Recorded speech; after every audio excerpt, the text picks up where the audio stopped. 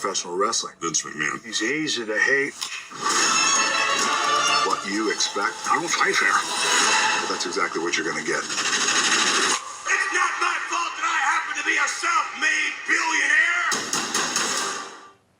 Hello everybody, welcome back to Screenstars. I'm here today to bring you my review for the 2024 Netflix documentary series, Mr. McMahon. The series was directed by Chris Smith, and the documentary focuses on the life, career, legacy of Vincent McMahon, who is the guy, the genius behind WWF/WWE. Now, this is kind of explains at the beginning that much of these interviews and stuff were done around 2020, 2021 and stuff. And then in 2022, there was like some serious allegations raised against Mr. McMahon. And it kind of says that most of the interviews that take place in this documentary were undertaken before the allegations came out against Vince McMahon.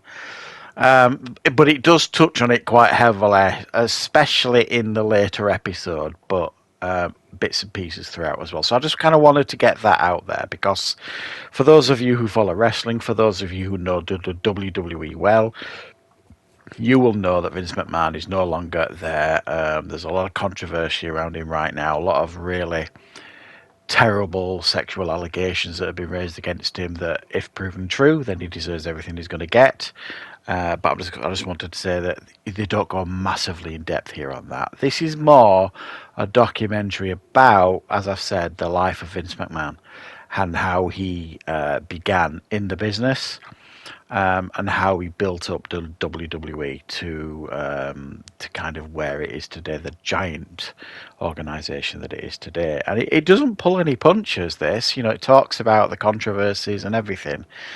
So, I mean, like I say, it talks about him as a child growing up, that he didn't meet his real dad until he was 12 years old.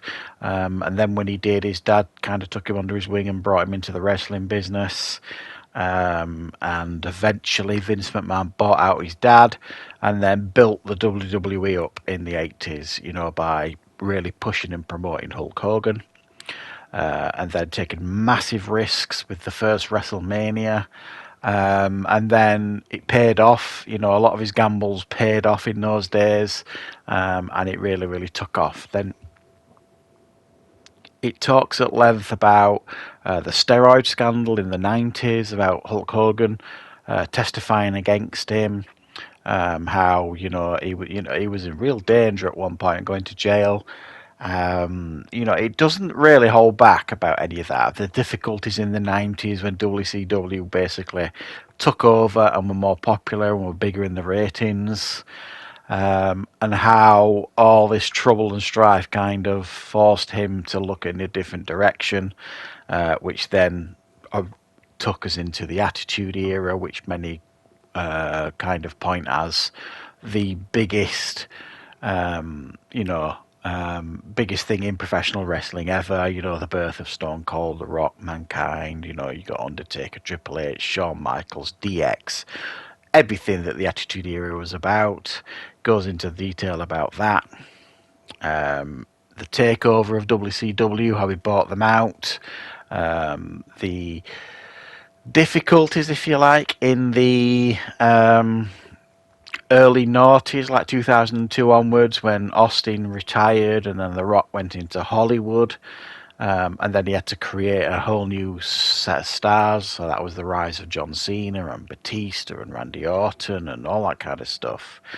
It goes very heavily as well into this about his family, his relationships with his dad, with his daughter Stephanie and his son Shane, and the difficulties surrounding that. And the documentary interviews a lot of people.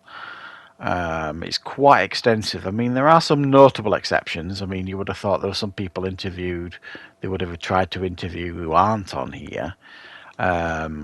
But I mean, you've got obviously Hulk Hogan, you've got John Cena, you've got The Rock, you've got Triple H, you've got Shane, you've got Stephanie, you've got multiple stars from the 80s.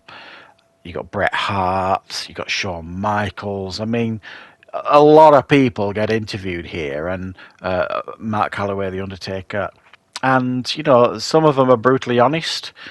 Some of them are quite honest about the fact that they don't particularly like him or they didn't particularly like him. But most agreed that he was a massive influence and something of a creative genius in his time.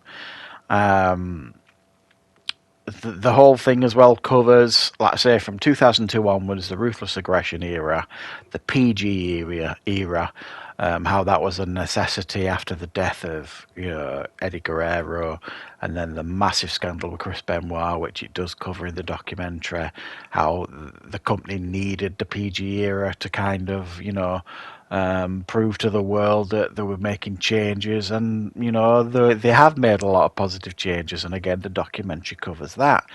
It's a little bit of a curtain lifter. Now I watched this with my wife, who will quite openly say she doesn't like wrestling. She thinks it's all fake nonsense sort of thing. She just doesn't buy into the soap opera of it. But she watched this and she found it really quite enjoyable and educational, because she learned a lot about the wrestling business. She learned a lot about what it was about, how it came to be, the WWE, the rise of it in the 80s, the somewhat fall of it in the early 90s, and then the rise again in the Attitude Era. And she was genuinely interested about a lot of the stuff that was talked about in the documentary.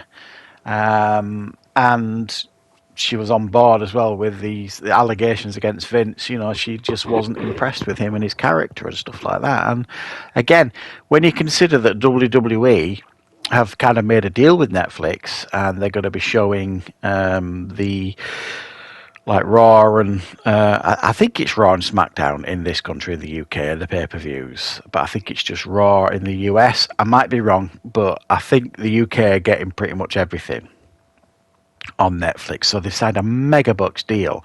So Netflix really here have been able to kind of do what they wanted with this documentary for the most part, I think, to the point where Vince McMahon came out with a statement upon the release of this documentary saying that basically, as people do, that when they're not portrayed in a favourable light in documentaries, they come out with statements, so they say, it's misrepresented me and all that kind of stuff.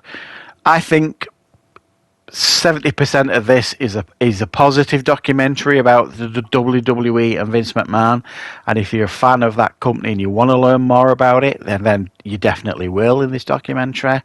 And there's obviously, it leaves a sour taste in the mouth, because while part of you wants to celebrate the genius that is Vince McMahon, the creator, if you like, of WWE and modern wrestling entertainment in its current form. And I mean, the guy is one side a genius, but on the other side, he's got a real dark side, and this documentary shines a light on that. So you almost feel like you can't celebrate him, really, because at the end of the day, he could be a pretty despicable person. And I suppose we'll all find out about that when, if you like, as the court cases continue on against him and the allegations continue against him. So, yeah, I thought this was well made, well produced, some good stuff in it. It covered all the bases in regards to the ups and downs over the last 30 odd years of WWE, well, longer. But it probably could have going a little bit more in depth on some of them, but I think it just kind of did enough from my perspective. So yeah, thanks for watching, guys. Let me know in the comments what your thoughts are on this documentary. Is it worth watching? Did you enjoy it? And I will of course be back with plenty more reviews and content on the channel very, very soon.